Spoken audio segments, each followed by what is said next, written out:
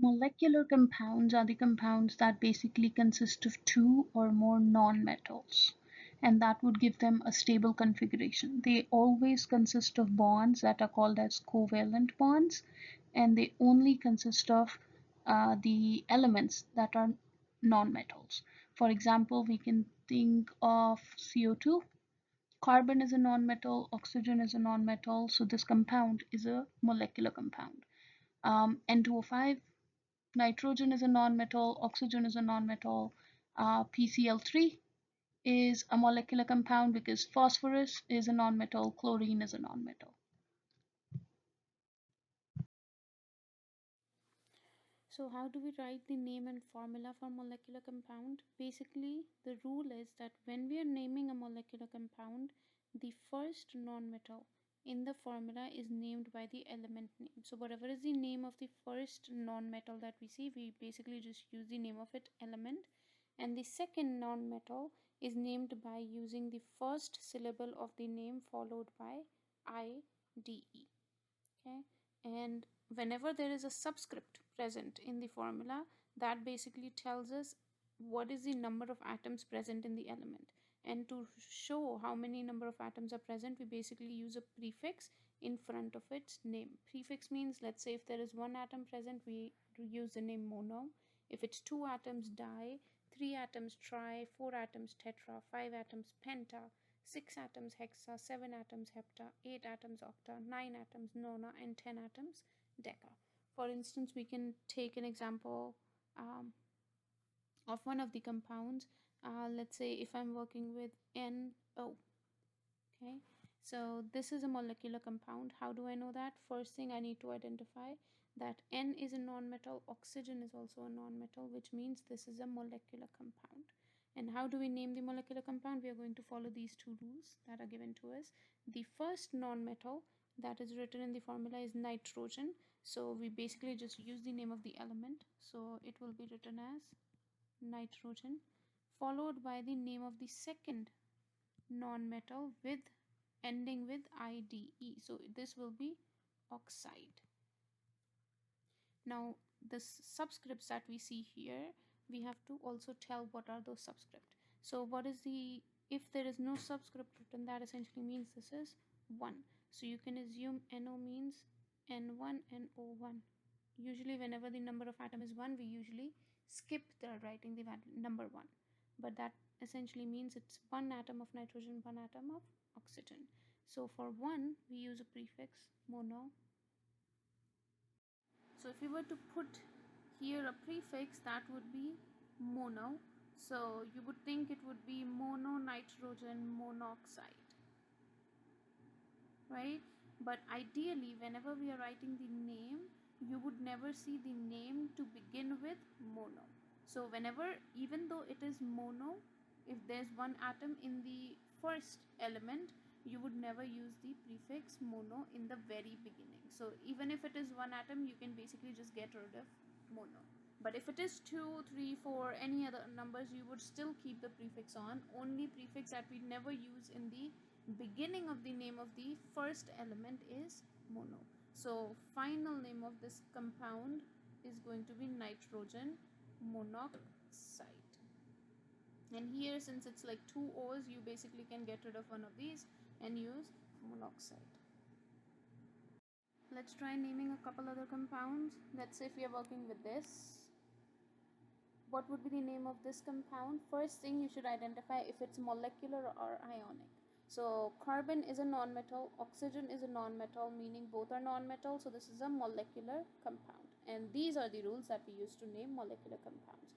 So what is the name of the first element? First nonmetal is carbon, so the name would be carbon. How many of these? Just one. So mono, we will be skipping the mono in the beginning.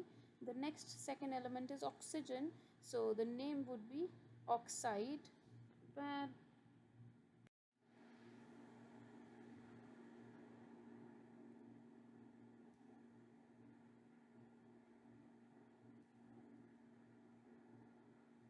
oops.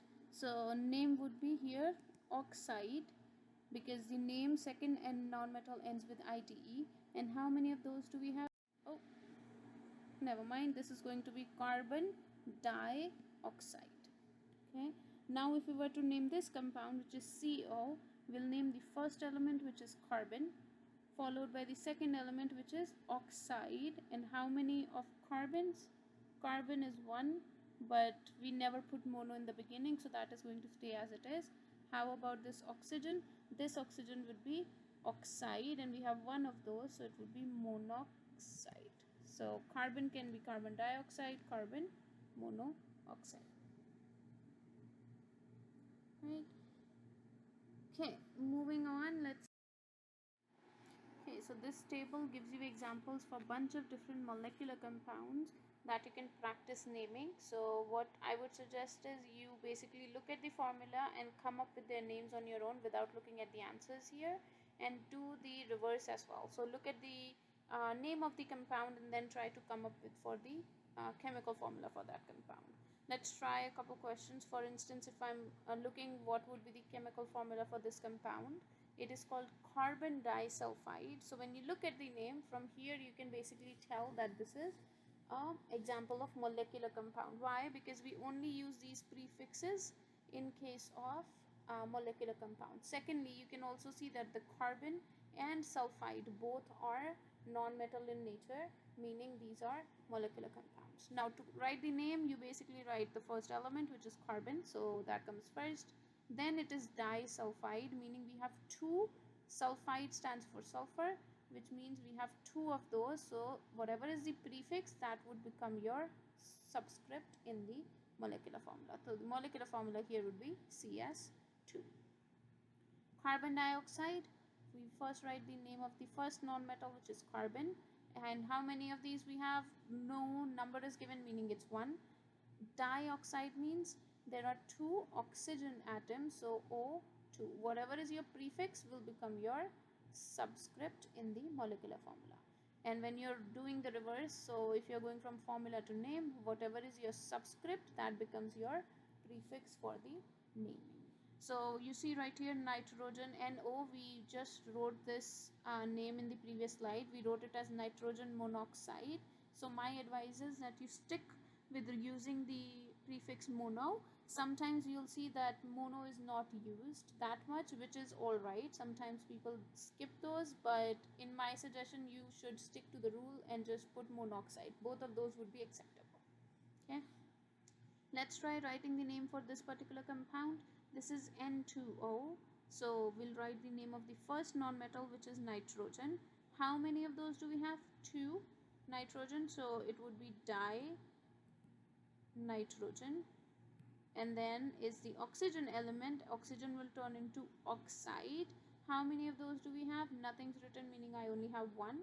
So it would be dinitrogen monoxide.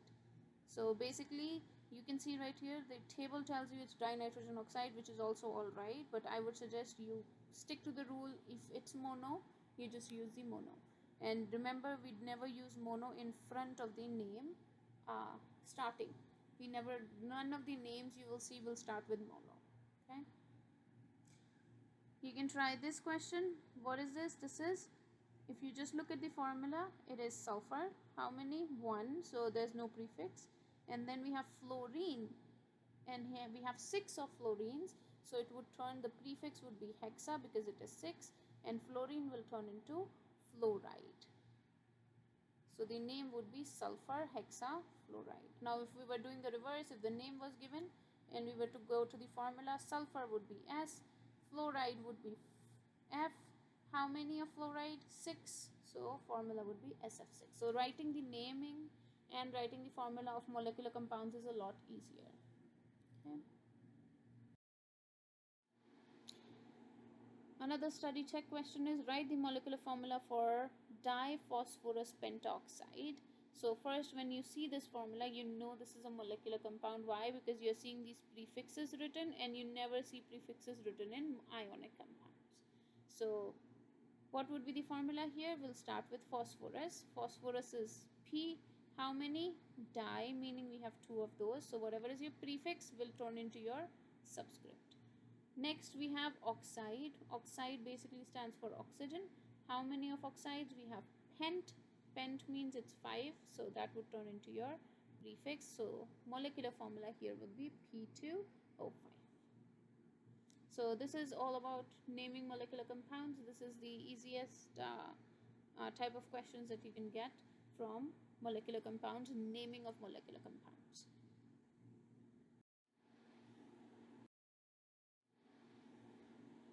Okay, the next thing we'll see is how you can actually identify if a compound is ionic or it is a covalent compound. So we have already seen ionic basically means it will consist of a metal and a non-metal, or it will consist of a polyatomic ion, which is like ammonium.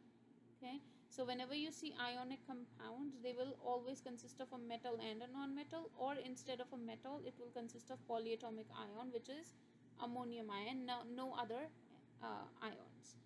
Then we have covalent compound. Covalent compound basically means molecular compound where only elements that would be present would be non-metals. So you can identify if if a compound is ionic or covalent based on this. If the first element is metal or ammonium, it's ionic. If the first element is non-metal, it is covalent. So here are some questions. The question is essentially identify each compound as ionic or covalent and give its correct name. So let's start with the first one, which is SO3. How can we identify which compound this is? You look at the first element. In this case, the first element is sulfur, which we know is a non-metal, which means this is an example of a covalent compound. You can also identify that this is also non-metal, the second one is also a non-metal. So this is a covalent compound or a molecular compound. The bond A here is covalent bond.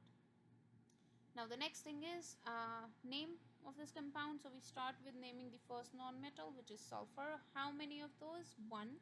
So if it is 1, we do not use the prefix mono in the very beginning.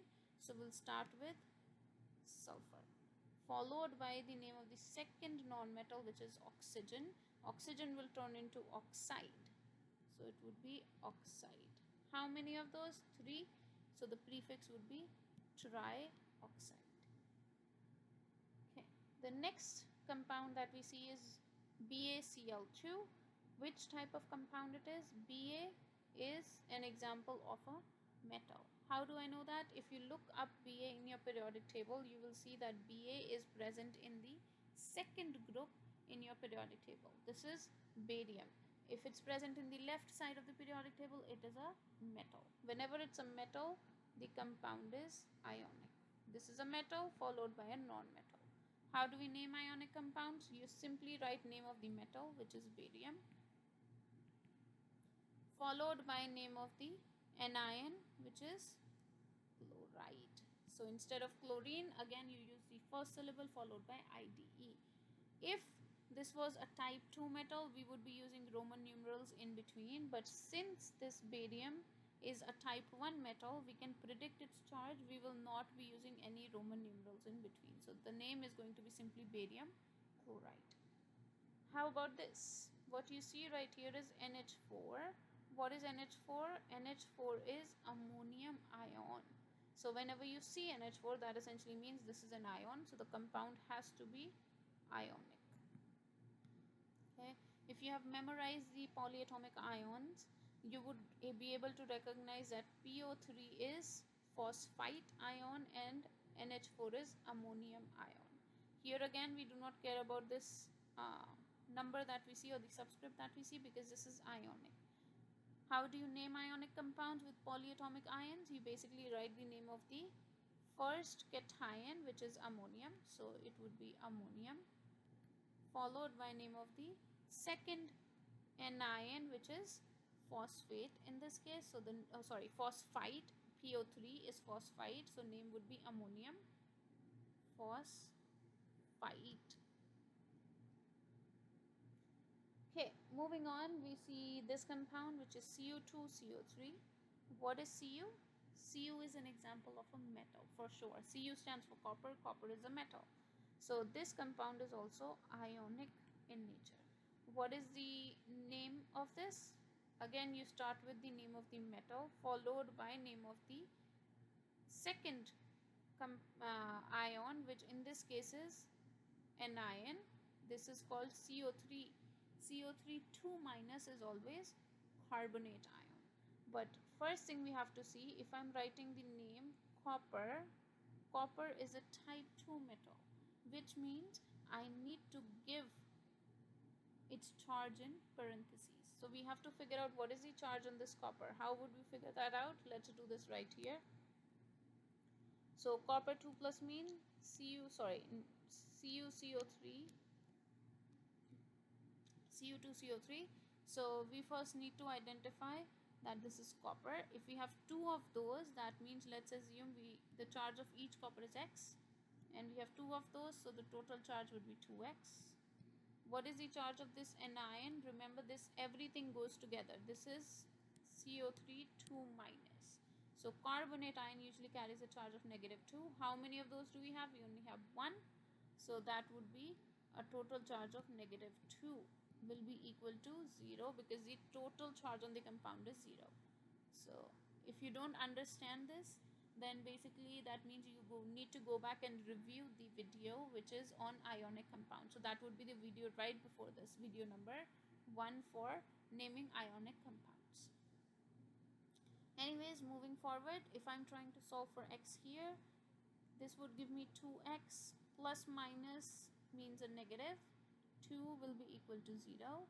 So in order to get rid of this -2, I will add 2 right here, add 2 on the other side of the equal as well. This and this will get cancelled to give me 0. What I'm left with is 2x is equal to 2. Now to get rid of this 2, I need to divide both the sides by 2. That would give me x as -1. So in this case, that means the charge on each of these copper is -1. So we will put 1 right here. Copper would carry, oh, did I put negative? Sorry, I meant positive. Copper would carry a charge of +1. Metals never carry a negative charge, okay? My bad. This would be +2 divided by 2 would give you a +1. What would be the name of the other ion here? We just said this is carbonate, so it would be followed by carbonate ion. So the name would be copper 1 carbonate. Do not forget to put this in the Roman numerals, otherwise your answer would be incomplete and not correct. Okay, next we see this molecule N2O4. The first element that we see here is nitrogen, which is a non-metal, meaning this compound is covalent. How do we name it? If it's a covalent compound, it's a molecular compound, we start with naming the first non-metal, which is nitrogen. How many? 2. 2 means di-nitrogen. Followed by the next non-metal, which is oxygen. So oxygen would be oxide. How many? 4. 4 means the prefix is tetra for 4, so tetraoxide. So the name would be dinitrogen tetraoxide. Another thing is, whenever you see alphabet written like this, A and O coming together, so if two vowels are coming together, you basically get rid of the A and it would turn into tetroxide. So this would be dinitrogen tetroxide. So if you ever see two vowels coming together, A and O, you basically get rid of the A and you continue with the O. Alright, so I think this is the end of this particular video. This gives you information of how to name molecular compounds and how to write the chemical formula for molecular compounds. Lewis structures. So what is Lewis structure and what are Lewis theory?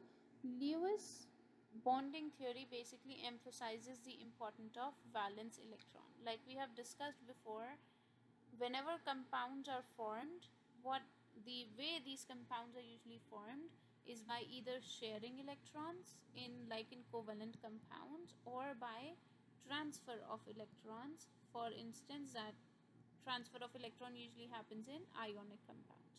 So what the electrons that are basically transferred or shared between atoms, those electrons are usually valence electrons. So Lewis bonding theory basically tells us the importance of valence electrons.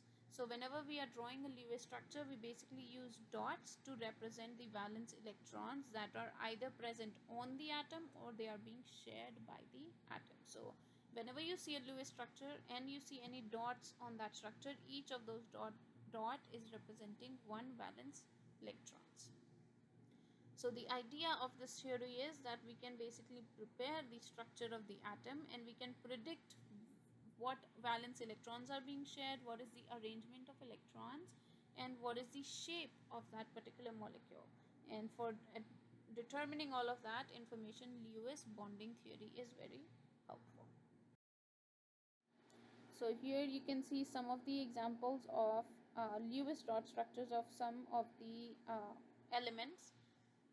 These Lewis dot structures are also referred to as the electron dot symbols. Why? Because again, electrons usually are represented as dots. How do we write the Lewis symbol for if we are just working with an atom? For instance, let's say I'm working with lithium. Where is lithium located? If you look at periodic table, lithium is found in the group number 1, and the number of valence electrons that is present in any group number 1 is given by 1 electron. So remember, valence electron, again, the number of valence electron for any atom is equal to the group number that it belongs to in the periodic table. So lithium belongs to 1, meaning it has 1 valence electron. So if the question is asking you, can you draw the Lewis structure of lithium? You basically write the symbol. The symbol represents the nucleus and all the inner electrons of that atom. And the valence electron is represented by a single dot like this. So if you see one dot, that means this has one valence electron. If I'm writing the structure of beryllium, beryllium essentially belongs to group number 2. So it means it has 2 valence electrons. So you write the symbol and then you draw 2 valence electrons around this. Okay, 1, 2. Now very important thing here is that whenever you're writing the structure of drawing the Lewis structure of an atom, you should always distribute electrons separately, okay, around the 4 sides. So for instance, let's say if I'm drawing the structure of carbon, carbon belongs to group number 4, so it has 4 valence electrons. So how would I draw the Lewis structure? I have to draw 4 dots around it. How would I draw these 4 dots? I would distribute 1 dot on each side of this atom. I will not be pairing any of these dots as of now. Okay, you always distribute these dots around all these sides, and when you have more electrons left, you can start pairing those electrons up. What do I mean by that? Let's pick the next example, which is nitrogen. Nitrogen belongs to group number 5, which means it has 5 valence electrons. So I need to distribute 5 electrons around this. I start by distributing 1 electron to each side. 1, 2, 3, 4. Now since I have 1 more electron left, I will draw it as a pair of electron. Okay, so this is the valence or Lewis dot structure for nitrogen. How about oxygen? Oxygen carries a total of 6 valence electrons. It belongs to group number 6. So we need to distribute 6 electrons around it. How would we do that? Again, do not, even if you can see that it has 6, do not start by pairing the electrons up. Always give 1 electron on one side. 1, 2, 3, 4, and now we can start pairing. So it would be 5 and 6.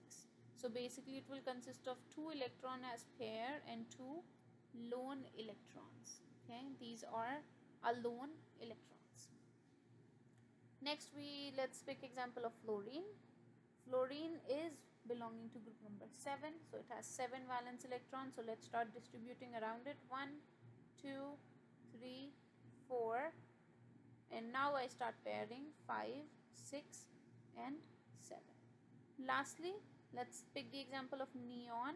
Neon belongs to group number 8, so it has 8 valence electrons. So we'll start pairing 1, 2, 3, 4, 5, 6, 7, 8.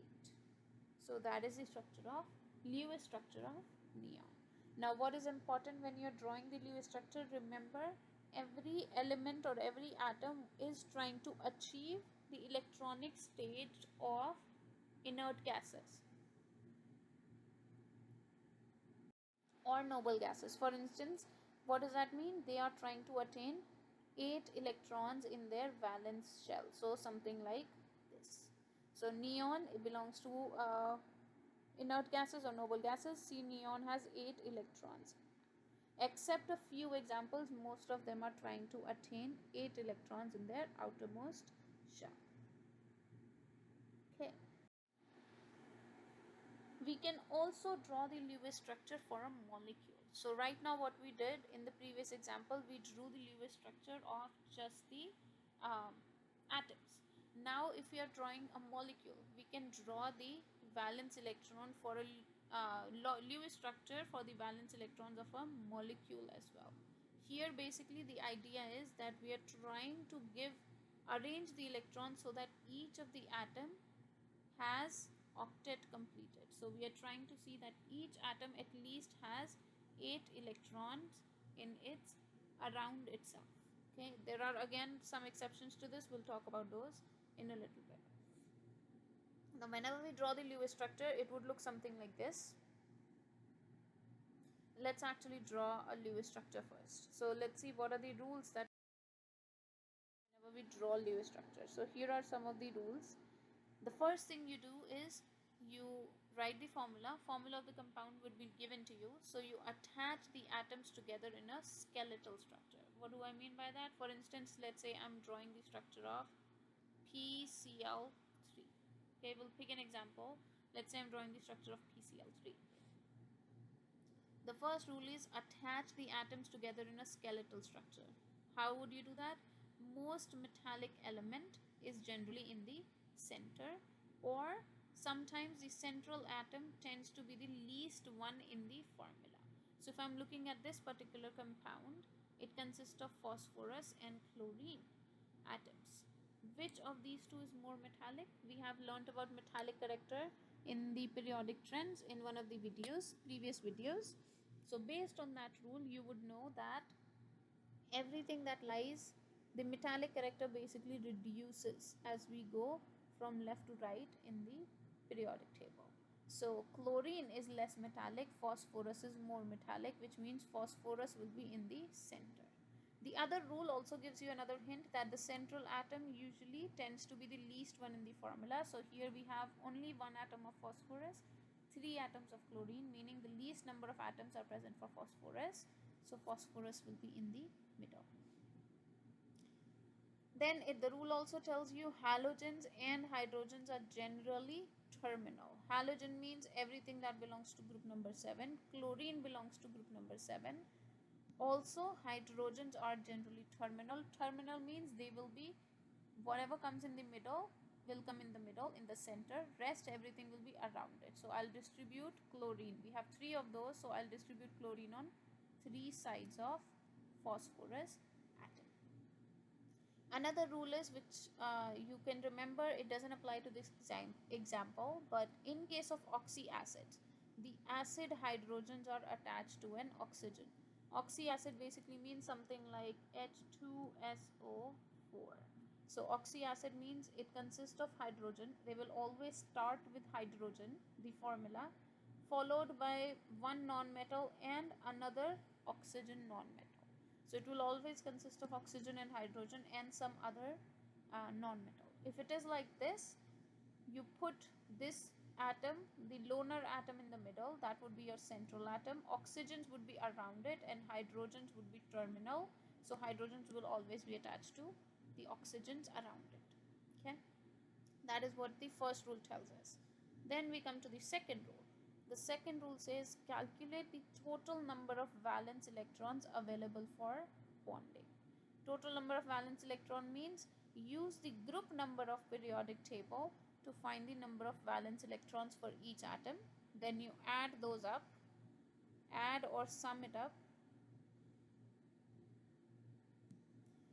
If you have a cation meaning if it is positively charged, you subtract 1 electron for each positive charge. If you have anion, you add 1 electron for each negative charge. In this case, if we are working with PCl3, the molecule is neutral, so it's not neither a cation nor an anion, so we don't have to worry about it. But what is the total number of valence electrons? If we look at periodic table, phosphorus, I'll write it right here, valence electrons. Phosphorus, each phosphorus atom, it belongs to group number 5. So the total number of valence electron here is phosphorus. For phosphorus is 5. How many valence electrons does phosphorus have? 5. How many atoms of phosphorus do we have here? Only 1. So it would be total number of valence electron coming from phosphorus is 5. How about chlorine? Each chlorine has 7 valence electron. It belongs to group number 7. How many atoms of chlorine do we have? 3, which means I have 3 times 7 valence electrons coming from chlorine. So in total, this would give you 5 plus 21, which is 26 electrons. It's neutral, so we neither add or nor remove any electrons. So total number of electrons here is 26. That is second rule. Going to the third rule, it tells us attach the atoms with single bonds, which is represented by a single line. So we'll draw one single line between each of these atoms, and this single line essentially represents 2 electrons. In a single bond, atoms share one pair of electrons. So each bond that we drew right here, each line that we drew represents, one single bond. Okay, and it represents use of 2 electrons in between. Now subtract the electrons that are used already from the total. So total number of electrons were 26. How many electrons have we already added in this structure? Each line represents 2 electrons. So I've added 2, 2, 2. A total of 2, 2, 4, 5, 6 electrons I've already added. So what would be the electrons that is left? Out of 26, I've added 6, which means I still have 20 more electrons left that can be added in this Lewis structure. Next, we move on to add the remaining electrons in pairs to complete the octet of all the atoms. Remember, hydrogen only wants a total of 2 electrons. So now we will start adding these 20 electrons to each of these atoms. How do you start adding these electrons? The first rule is they should be added in pairs. You don't put them separately. You basically keep these electrons in pairs. Second rule is if you have any hydrogen atom in your structure, it will only consist of 2 electrons. And that means if a hydrogen has already made one single bond, you do not add any more electrons to that atom. Next, don't forget to keep subtracting from the total. Complete the octet on the terminal atoms first. So this is the next rule that's important. We first add 8 electrons to terminal atom and then we work towards the central atom. Okay. So terminal means we first start from a corner atoms. So how many electrons in total do we have? We have 20 left. So I'll start giving 20 electrons to this molecule. So I'll start from here. 1, 2, 3, 4, 5, 6. Then 7, 8, 9, 10, 11, 12, 13, 14, 15, 16, 17, 18. And I still have 2 more electrons left. So I'll give those electrons now to the central atom, which is 19 and 20. Okay. So now why did I put these 2 electrons on each side? Remember, we are trying to complete the octet. So you cannot add more than total of 8 electrons on each atom. So how about this chlorine? Let's see how many electrons does this chlorine consist of now. This chlorine has 1 and 2 electrons coming from this single bond, right? So it has 1, 2. Each of these bonds you should count it as 2 electrons. If you can't remember that, you can always draw 2 electrons right here. Now you can start counting for chlorine. So chlorine has how many electrons? This total number of electrons. 1, 2, 3, 4, 5, 6, 7, 8. So if it has 8 electrons, that means this chlorine atom is happy. It is satisfied. The octet rule is completed. Okay. How about this chlorine? This has 1, 2, 3, 4, 5, 6, 7, 8 electrons. So this is also 8 electrons. So this atom is also happy. Let's compare this chlorine. This has 1, 2, 3, 4, 5, 6, 7, 8 electrons as well. So this is also happy, right? How about phosphorus? Now phosphorus has all these electrons. Each bond, remember these single bonds are shared within them, shared between two atoms. So how many phosphorus has? 1, 2, 3, 4, 5, 6, 7, 8. So this phosphorus also has 8 electrons. So phosphorus is also happy, which means each atom here has 8 electrons. Octet is complete for each atom. So this Lewis structure is good. Unless octet is completed for each of the atoms, you cannot end your Lewis structure. That is not your complete Lewis structure. Okay. This is the Lewis structure for PCl3. Remember, hydrogen always only wants 2 electrons. The last rule is, if there are not enough electrons left to complete the octet of the central atom, bring pair of electron from an attached atom in to share with the central atom until it has an octet. This rule doesn't apply to PCl3 right now because everybody is happy here, but we'll practice a couple more examples where you will be ending up using rule number 5. So what is the rule?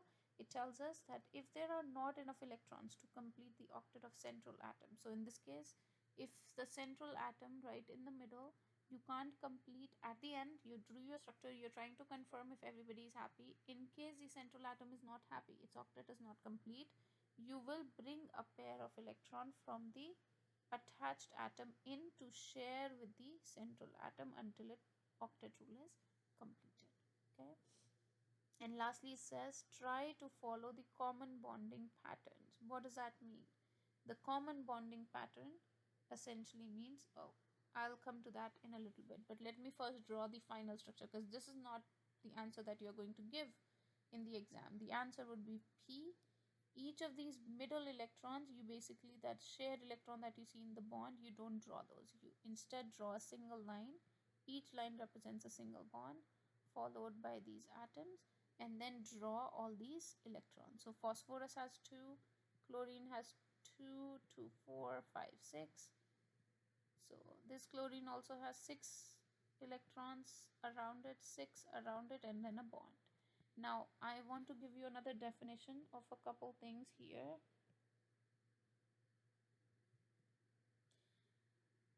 So these electrons that you see in pairs around, okay, first of all, this would be a final answer, okay, without any of this green that I just drew.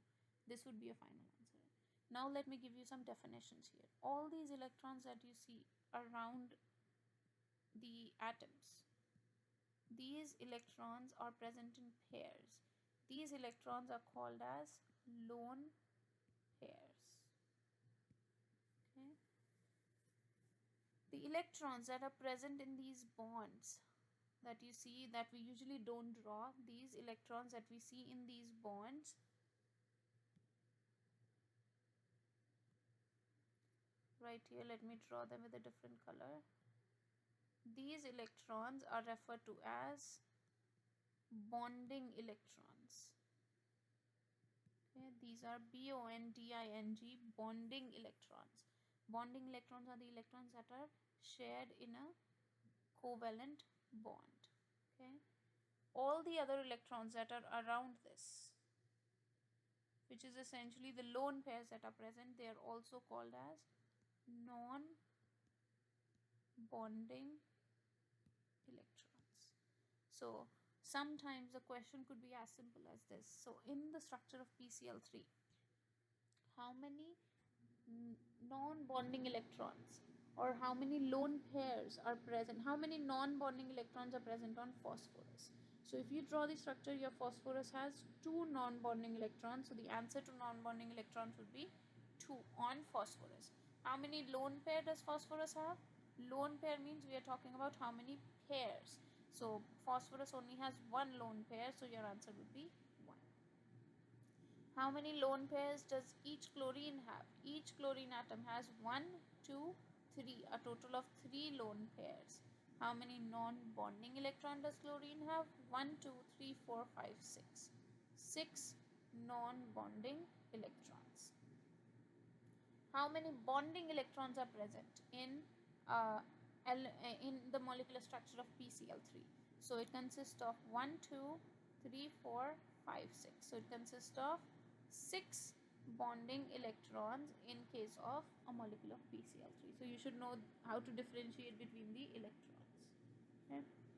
Now we'll move on to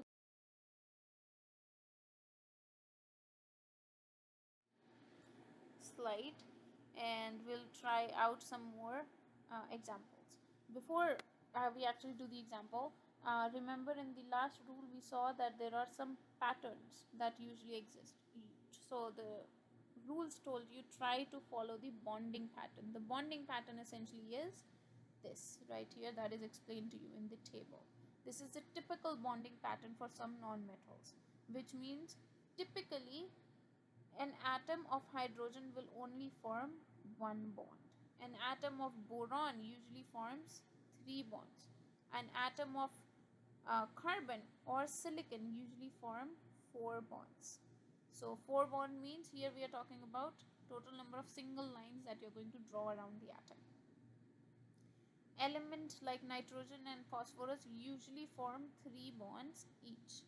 Element like oxygen usually form two bonds each. Element like fluorine, chlorine, bromine, iodine usually form one bond each. Now the question would be, do I have to memorize this? The answer is yes. And the second question is, how can I memorize everything? Okay, so the easy way to memorize this, again you look at the group number. Okay, this is based on how many other valence electron does it want. So if you look at hydrogen atom, it belongs to group number 1. So it has one valence electron. If it has only one valence electron, it can only form one bond, because to form one single bond you need to share an electron. Each atom has to donate one electron. It has to share one electron. So hydrogen can only share one electron, which means it can only form one bond. Boron belongs to group number 3, meaning it has three lone pairs. No, sorry, not lone pairs. Three electrons in its valence shell, or three valence electrons. So each of these electrons can be used to form one single bond. So basically it can form three single bonds. How about carbon? Carbon belongs to group number 4, so it has 4 electrons in the outermost valence shell, which means it can form 4 bonds with any other element. Nitrogen belongs to group number 5, so it has 5 valence electrons, right? So if I draw 5, 1, 2, 3, 4, 5, it has 5 valence electrons. How many does it want? It wants a total of 8 valence electrons, which means how many extra electrons does it need? It needs 8 minus 5, which is 3. That is why nitrogen can make, usually it will make 3 bonds. Same thing with phosphorus. This nitrogen and phosphorus are usually an exception. They usually like to make 3 bonds, but sometimes they can make even more bonds than 3. Okay. The next element we see is oxygen and sulfur. They belong to group number 6, meaning how many valence electron do they have? They have, oxygen would have 6. So 1, 2, 3, 4, 5, 6. In order to get 8 electrons, how many more does it need? It needs 8 minus 6, so 2 more electrons, which means it can form 2 more bonds. Like this can form one bond, this electron can be used to form another bond. So it can form maximum of 2 bonds each. Fluorine belongs to group number 7, so fluorine has 1, 2, 3, 4, 5, 6, 7. It has this one lone electron, so in order to make this into a pair, it can form one more bond. Or you can simply do 8 minus 7, which will give you 1. So it needs one more electron. How will it get one more electron? To get every single electron, it has to form one bond. So fluorine, chlorine, bromine, iodine, each of these can need one more bond, can form only one more bond. The exception here is, remember, hydrogen. When we talk about completing the octet, the hydrogen is an exception. Hydrogen is not looking to have 8 electrons. It is only happy with 2 electrons in its outermost orbit. Same thing with boron. Both hydrogen and boron do not form octet. Hydrogen atoms share one electron pair. It is happy with 2 electrons. Boron atom usually share 3 electron pairs for a set of 6 electrons. So boron is happy with 6 electrons. As long as boron has 6 electrons in its outermost orbit, it is happy. As long as hydrogen has 2 electrons, it is happy.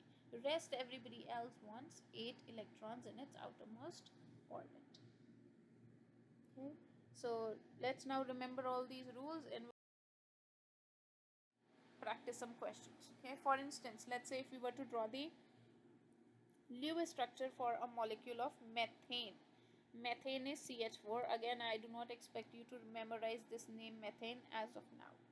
I'll give you the structure CH4 and I'll ask you, can you draw the Lewis structure for this? So how would we draw the Lewis structure? Again, we first have to form the skeletal structure. So we'll follow the rules. Okay, first from the skeletal structure. How would be the skeletal structure formed? You need the uh, atom which is present in lesser amount. Least amount would be center. So carbon would be center. Hydrogen will be all around it. Hydrogen, hydrogen, hydrogen, hydrogen. Okay. Now we need to identify how many valence electron does it have. Actually, let me draw the structure right here at the very bottom. Okay, so carbon, hydrogen, hydrogen, hydrogen, and hydrogen around it. Now we will be basically we have to figure out what is the total number of valence electron. So carbon, CH4, carbon has how many valence electron? 4. Each hydrogen has one valence electron. We have four hydrogen atoms right here, which means it would be 4 times 1. So total would be 4 plus 4, meaning 8 electrons. So we need to distribute 8 electrons around this. So now the next rule is we basically draw a single line or a single bond between each of these atoms, and each single bond represents 2 electrons. So we have already added how many? 1, 2, 3, 4, 5, 6, 7, 8 electrons. So we have already given 8 electrons. How many more electrons are left? Out of the total is 8. We already gave it. So we have no more electrons left, meaning this is the final structure of our CH4 molecule. Now let's confirm though that is each molecule happy? Always confirm. So in case of here, the hydrogen has how many electrons? It has 2 electrons coming from this bond, which means hydrogen is happy. Remember, hydrogen only wants 2 electrons. How about this hydrogen? Same thing. This has 2 electrons coming from this bond, so this hydrogen is also happy. How about this? This has 2 electrons coming from here, so this hydrogen is also happy and satisfied. This hydrogen also has one bond, so it has 2 electrons, so this is also happy. How about the middle atom, which is carbon? So all these bonds, carbon is making 4 bonds, meaning 2 electrons coming from here, 2 from here, 4, 2 from here, meaning 5, 6, 2 from here, 8 electrons. So carbon is also happy. So each element is happy. So your final answer here would be carbon, single, single, single, single bond with hydrogen. So that would be the final Lewis structure for CH4. Now let's try another example, which is HNO3. How can we draw the structure of HNO3? So for drawing the Lewis structure of HNO3, we would first recognize that this is an oxyacid. How do I know this is an oxyacid? Like I said previously, an oxyacid would always start with hydrogen. It would always consist of oxygen, hydrogen, and followed and another molecule or another non-metal. So this consists of hydrogen, oxygen, and a non-metal, and it is starting with hydrogen, meaning this is oxyacid. Now, how do you make the skeletal structure for an oxyacid? You always put the central atom, which is the central atom is the third element other than oxygen and hydrogen. Whichever element is other than oxygen, hydrogen, that comes in the middle. So nitrogen will be written right here. The next rule in the oxyacid is that you always put all the oxygen around or next to the central atom. So oxygen will be put right here, 1, 2, 3. Next we'll put the hydrogen, and the hydrogen is always terminal and it is always attached to the oxygen. So any of these oxygens you can pick and we'll put hydrogen right here. So now this is the skeletal structure. The next is we figure out What are the valence electron? Hydrogen, I have only one of those. Each hydrogen has one valence electron. Then there is nitrogen. There's only one nitrogen. Each nitrogen has 5 valence electrons. Then we have oxygen. We have 3 of those. Each oxygen has 6 valence electrons. So in total, this would give you total of 24 electrons. So we need to distribute 24 electrons here. Let's start with the single bonds first. So I'll connect each of these with single bonds. 1, 2, 3, 4. Now remember, each of these single bond is 2 electrons. So we will be counting those 2 electrons in and subtracting it from 24. So how many electrons have we added already? 1, 2, 3, 4, 5, 6, 7, 8. I've already added 8 electrons. So what is left is 24 minus 8, which would give you 16 electrons. So I need to now distribute 16 electrons around this. So where do you start? Again, we can start with the terminal atoms. Hydrogen. Do I add more electrons to hydrogen? Answer is no.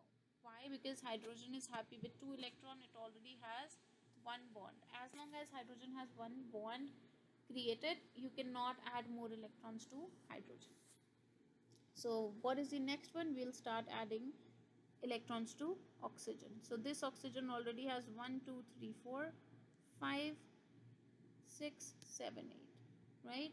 So basically all 4 sides should be with electrons. So let's start counting again. We need 16. We have added 1, 2, 3, 4, 5, 6, 7, 8, 9, 10, 11, 12, 13, 14, 15, 16. So I've already added 16 electrons and I'm done with all the electrons. I cannot add any more electrons. So this is done. Now let's see if each of my atoms here is happy and satisfied. How about hydrogen? Hydrogen has 2 electrons. So this is happy. How about oxygen? Oxygen is this in all. It has 1, 2, 3, 4, 5, 6, 7, 8 electrons. So oxygen is happy. How about this oxygen? It has 1, 2, 3, 4, 5, 6, 7, 8 electrons. So this oxygen is happy. Octet means 8. How about this oxygen? This has 2 electrons right here. 3, 4, 5, 6, 7, 8. This oxygen is also happy. How about nitrogen? Oh, nitrogen only has these bonds. So it has 1, 2, 3, 4, 5, 6, which means nitrogen here is not happy. It only has 6 electrons. It needs 2 more. So now we will have to go to the rule number 5, which was whenever the central atom, you octet for the central atom is not completed, you can take a pair of electrons from the atom that is attached next to it and we can share those electrons to the central atom. So this oxygen has these lone pair, which means it has these extra electrons which it is going to share with nitrogen. So this oxygen will share the electron, and instead of having a single bond, now we will have double bond between this nitrogen and this oxygen. So the structure now would look like this. Nitrogen in the middle, this would be OH. Oxygen has 2 electrons. This oxygen would be right here, 1, 2, 3, 4, 5, 6, and this oxygen would be 1, 2, 3, 4, and a double bond. So if you add a double bond right here, this oxygen still has 1, 2, 3, 4, 5, 6, 7, 8 electrons. This nitrogen now has 1, 2, 3, 4, 5, 6, 7, 8 electrons. So nitrogen is also happy. So in this structure, every atom has an octet completed along with a hydrogen which only wants 2 electrons. So this would be the final Lewis structure for HNO3. Right?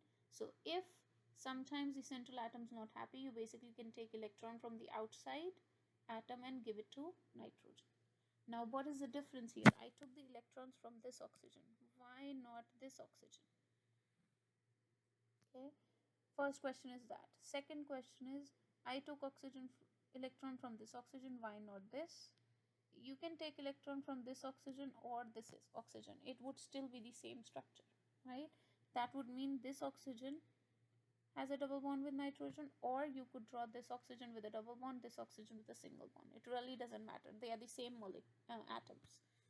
But if you take the electrons from the oxygen, which is OH, and give it to nitrogen, then that would make a difference. And the difference is that your structure would be wrong. Why is that? Because remember, the typical pattern of making bonds for different atoms, we saw that the typical bonding pattern for oxygen is that it can only maximum form 2 bonds. This oxygen right now has already formed 2 bonds, which means you cannot take these electrons and give it to nitrogen, because in that case you will have to make 3 bonds for oxygen. Oxygen never has 3 bonds, oxygen only carries 2 bonds. So since it already has 2 bonds, you cannot take electrons from here and give it to nitrogen. The electrons has to come from the other oxygen, right? Another thing that you would say now, that the typical bonding pattern also tells us that nitrogen can only maximum have 3 bonds, but I told you nitrogen is an exception. Nitrogen and phosphorus, they can sometimes have more than 3 electrons. So here you can see nitrogen has 1, 2, 3, 4 bonds. So this nitrogen is an exception. It can usually form 3 bonds, but sometimes the number of bonds can be a little bit more. It can be 4, it can be 5. So that is HNO3. Okay, so here are a couple more examples. PCl3 is something that we already did. So now let's work with C2Cl4. So this, when we are working with this example, I would like to give you a couple more suggestions or rules that you can use. So for instance, whenever you see a compound with carbon present in it, if the number of carbon atoms is more than 1, these carbon atoms are usually connected to each other by a bond. So what do I mean by that? Whenever we are drawing a structure of something with carbon like this has 2 carbon atoms, so our central atom here is going to be 1 carbon, second carbon, and the rest, everything else that you see, will be distributed. Try to distribute it evenly to both of the carbons, meaning it has 4 chlorine atoms, so I will draw 2 chlorine atoms next to one of the carbons, and then 2 chlorine atoms will be bonded to the other carbon atom, and now we'll draw single bonds between them. So the idea is that you first draw 2 carbon atoms, they would be connected to each other by 1 bond, and then distribute whatever's left around it evenly. Okay. Alright, so if we continue with this, now we need to figure out, this is a skeletal structure, we need the valence electron. Each carbon carries 4 electrons, we have 2 carbons, so that means I have total 2 times 4 electrons coming from carbon. We have 4 chlorine, each of the chlorine is 7 electrons, so we have 4 times 7. So total number of electrons here would be 8 plus 28, that would give you 36 electrons in total. So we need to distribute 36 electrons around this atom or around this molecule now. Okay, and how can we start distributing these electrons? We'll again start with the terminal. First, let's count how many have we already distributed. We have given 2, 2, 4, 5, 6, 7, 8, 9, 10.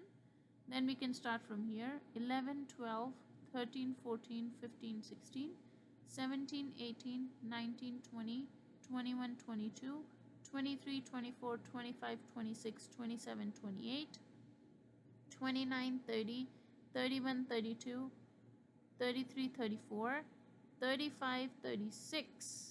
So now we have 36 electrons distributed around this particular molecule. So now let's see if each of these atoms is happy with the electron distribution. So this chlorine right here has 1, 2, 3, 4, 5, 6, 7, 8 electrons. So this is happy. How about this? It has 2 electrons right here, 3, 4, 5, 6, 7, 8. This is also happy. This chlorine is 2, 3, 4, 5, 6, 7, 8. This chlorine is happy. This chlorine atom has 2 electrons, 3, 4, 5, 6, 7, 8. So this chlorine is also happy. This carbon right here has 1, 2, 3, 4, 5, 6, 7, 8. So this is also happy. This chlorine has 1, 2, 3, 4, 5, 6 electrons. So this carbon, sorry, did I say chlorine? Last time carbon. This carbon is not happy, which means it needs another uh, lone pair of electron. If it isn't happy, you basically take the electron from the attached atom and give it to this central atom. Now I could take these electrons from chlorine and give it to this carbon, but that would be wrong. Why? Because remember, chlorine can typically only form one bond. If I take these 2 electrons and share it with carbon, this would mean that it would form a double bond right here. Chlorine cannot form 2 bonds, it can only form 1 bond. So I cannot take these electrons from chlorine and give it to share it with carbon. The carbon, on the other hand, this carbon, I can take these extra lone pair of electron and share. If I do that, what would happen? These electrons will go right here. There would be a double bond now. So now this carbon can have 1, 2, 3, 4 bonds. This would be happy. This carbon can have 1, 2, 3, 4 bonds. Remember, each carbon typically makes 4 bonds. So this structure looks pretty happy. Everyone would be happy and satisfied. So your final structure now would look like this. Carbon, carbon, there would be a double bond in between, single bond Cl, single bond Cl, single bond Cl, single bond Cl. And now you distribute these electrons around chlorine. Each chlorine has this line that you see sometimes show up. That is just like a technical thing that happens. You definitely don't need to draw this line. This is just happens when I'm using the pen. So this would be your final structure, except this line, of course. This would be your final Lewis structure for C2Cl4. Okay, here every atom in this molecule is satisfied and the octet rule is completed. Okay, we can try a couple more questions.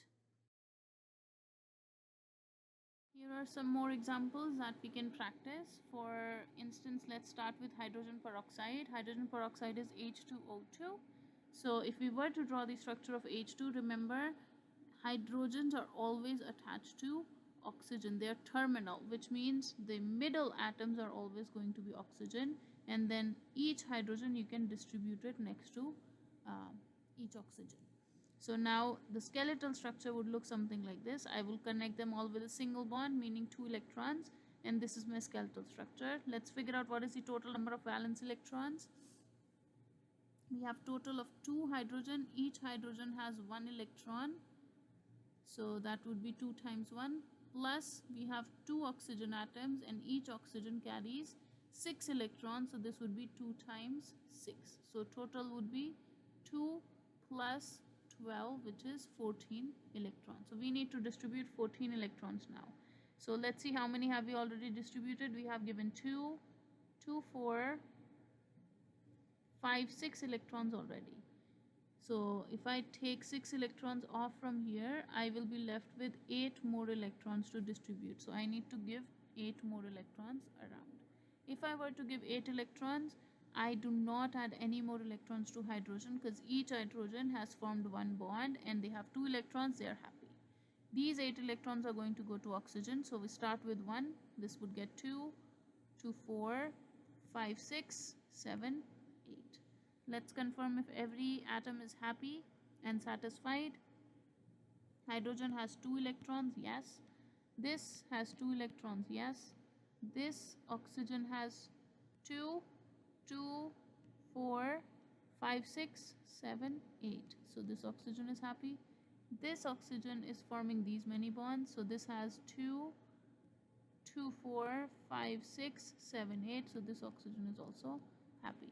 So this structure is correct. Again, remember, don't give me all these smiley faces. This is me showing you how to make this structure. The final structure, you know, is without all these circles that I've drawn. The final structure would be H, single bond O, single bond O, single bond H, and this has these lone pairs. So that would be your final answer to me, but you can of course do this as a rough work for yourself. Let's draw the structure of CH3OH. Whenever you see a structure like this, if a molecular formula is written like this is usually an organic compound. Okay, if a molecule looks like this, it consists of carbon, hydrogen, and oxygen. Remember, these hydrogens that are listed are attached to this particular carbon, and rest everything else is attached separately to the carbon. Okay, so what that means, if I'm drawing my carbon here, always carbon here would be a central atom. So I'll draw carbon in the middle. Then this carbon is bonded to 3 hydrogens, so I'll draw 3 hydrogens around it. And then what you see is OH. So carbon will be bonded to the O, and this H that you see next to O will be bonded to oxygen. Okay, so this H would be bonded to this particular oxygen in this form. So now we can draw single bonds in between them, and that is our skeletal structure. Let's see how many electrons. There's one carbon carries 4 electron, 3 hydrogen, each of them has 1 electron, 1 oxygen which has 6 electrons, and 1 more hydrogen which has 1 more electron. So total would come out to be 6, 7, 8, 9, 10, 14 electrons. Okay, so now again we'll start distributing these 14. How many have we already distributed? This is 2, 3, 4, 5, 6, 7, 8, 9, 10. I have distributed 10, so I'll draw another 4 electrons which will go to none of these hydrogens. So we start with carbon. So 1, 2, 3, 4, and that's it. Hydrogen, happy, hydrogen, happy, hydrogen, happy, hydrogen, happy. Oxygen, happy, it has 2, 2, 4, 5, 6, 7, 8.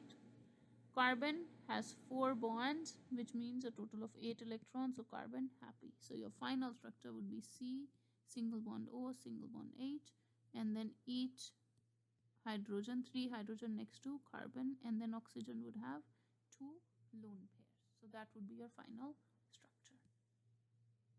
Okay, Cn minus, this is an ion. This has a negative charge. So now let's draw the structure for this. Here, who will come in the middle? There's literally no middle. One is carbon, one is nitrogen. That's it. Draw them, join them with a single bond. Now let's see how many valence electrons do we have. We have carbon has 4 valence electrons, nitrogen has 5 valence electron, we have 1 of each, and you see this negative charge right here, that means it has 1 more electron which is extra. So for every negative charge, add 1 electron. So total number of valence electrons here is 5 plus 5, 10 electrons. So we need to distribute 10 electrons around this.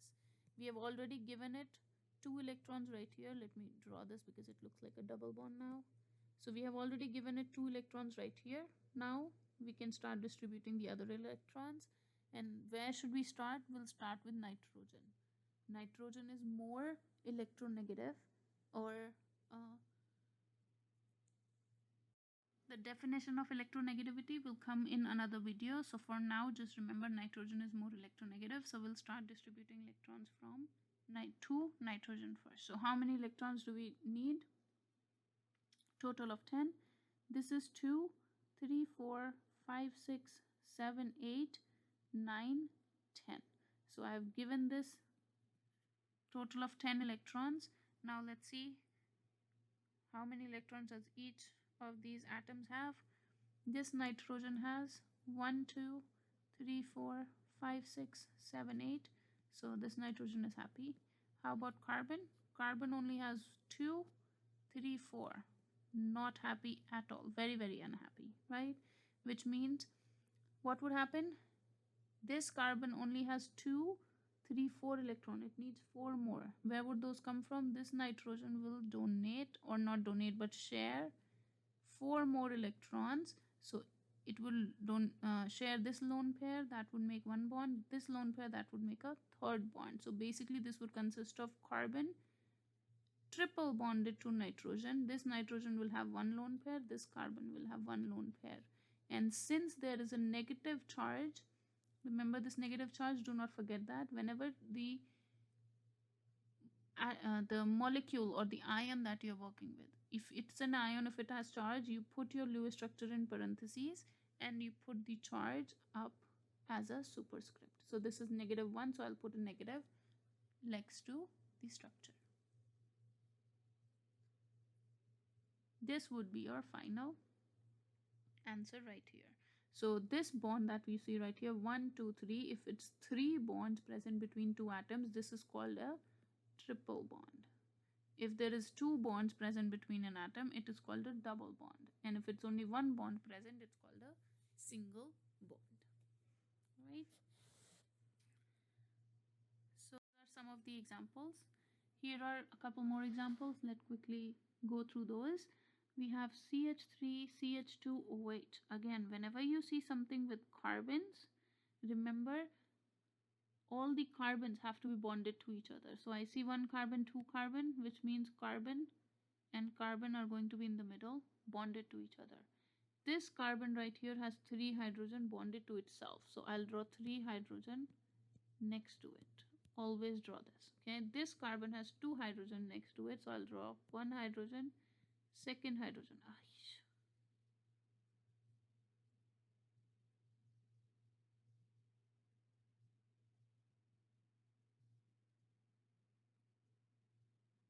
There we go. I'll draw second hydrogen next to it.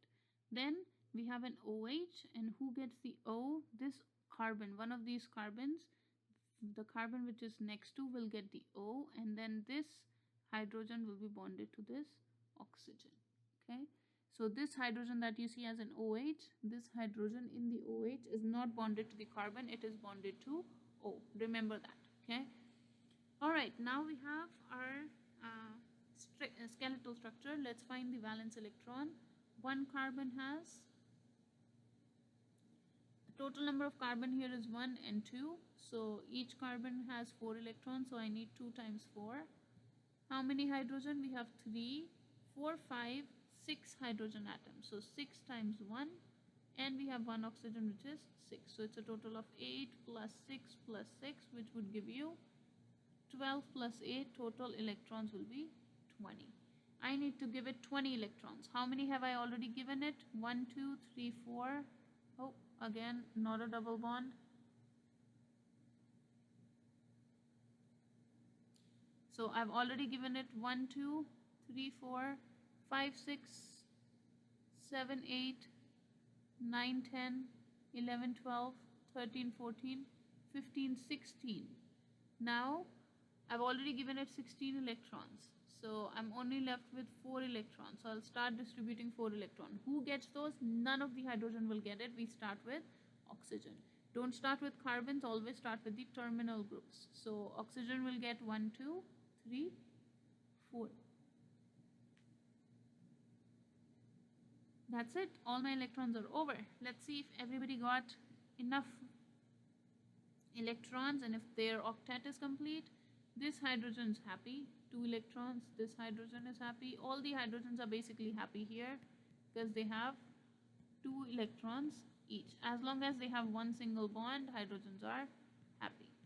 Okay, moving on, let's look for oxygen. Oxygen has in total this 1, 2, 3, 4, 5, 6, 7, 8. So oxygen is happy. Carbon has 4 bonds. As long as carbon has 4 bonds, it's happy. 4 bond means 8 electrons in total. So carbon happy. This carbon also has 8 electrons. So this carbon is also happy. So the Lewis structure is completed. Okay. Moving on, C2H4. How would we draw C2H4? Remember again, if you see carbon and hydrogen, it's an organic molecule. You start with carbons and you draw the carbons together and then distribute the hydrogens evenly. So I'll give 2 hydrogens to each of these carbons. 1 hydrogen, 1 hydrogen, 1 hydrogen, 1 hydrogen, and connect each of these atoms with a single bond. Now we are going to figure out valence electrons. 2 carbon, each has 4 electrons, so 2 times 4.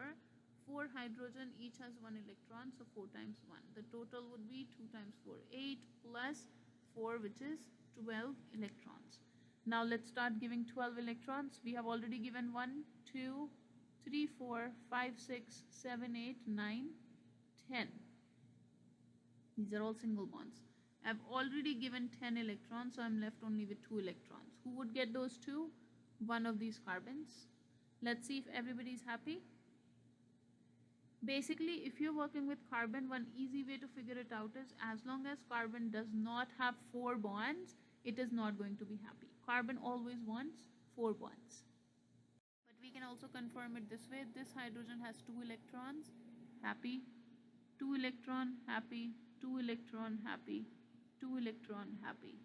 This carbon has 1, 2, 3, 4, 5, 6, 7, 8. 8 electron, happy.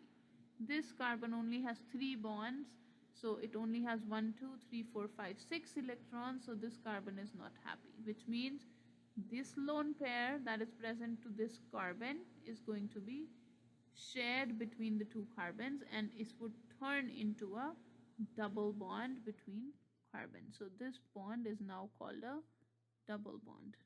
And now nobody has any lone pairs, and this would be the final Lewis structure.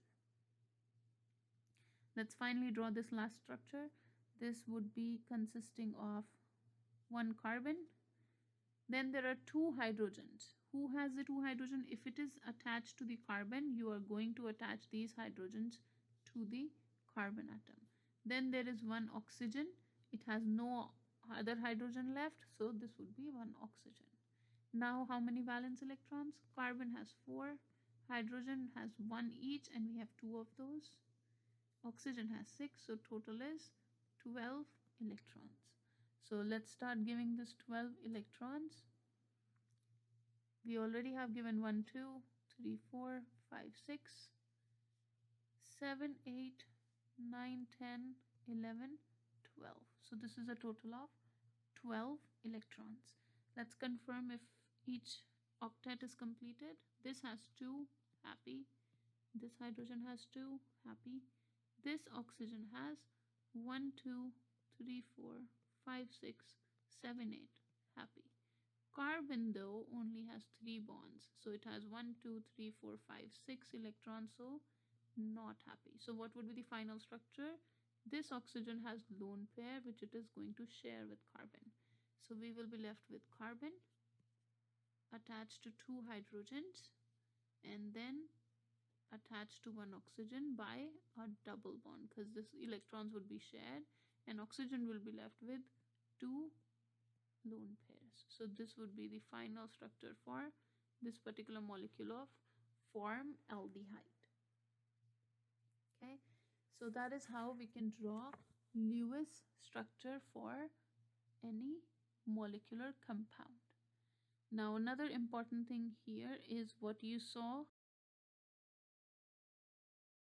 is a double bond and a triple bond. A double bond occurs when atoms share 2 pairs of electrons. So if there is 2 pairs of electrons shared between an atom, this is called as double bond. It forms when there are not enough electron to complete the octet, like we saw. A triple bond occurs when atoms share 3 pairs of electrons. Forms when there are not enough electron to complete octet. So if in between 2 atoms you see 3 single lines drawn, that means this is an example of a triple bond.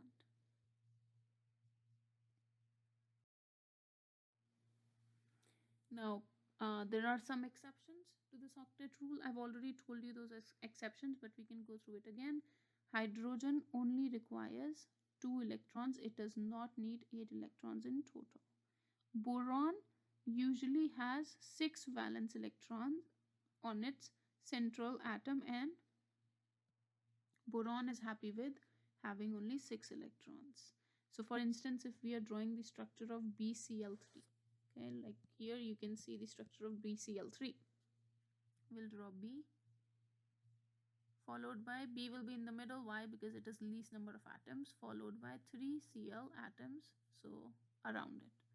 Now connect each of them with a single bond. How many valence electrons? Boron belongs to group number 3, so it has 3 electrons. Each of these chlorine has a total of 7 electrons, so total would be 3 times 7, which would be 3 plus 21, so total of 24 electrons. So now we will start distributing 24. We have already distributed 1, 2, 3, 4, 5, 6, 7, 8, 9, 10, 11, 12, 13, 14, 15, 16, 17, 18, 19, 20, 21, 22, 23, 24. Let's see if they are happy with their electrons. This chlorine has 1, 2, 3, 4, 5, 6, 7, 8. So this chlorine is happy. This chlorine has 1, 2, 3, 4, 5, 6, 7, 8. So this is happy. This chlorine has 1, 2, 3, 4, 5, 6, 7, 8. So this is happy.